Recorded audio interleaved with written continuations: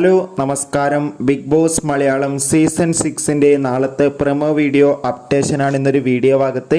വീഡിയോയിൽ മുൻപ് ഈ വരുന്ന ഏപ്രിൽ മാസം ധാരാളം ചിത്രങ്ങൾ OTT റിലീസ് ചെയ്യാൻ പോവുകയാണ്.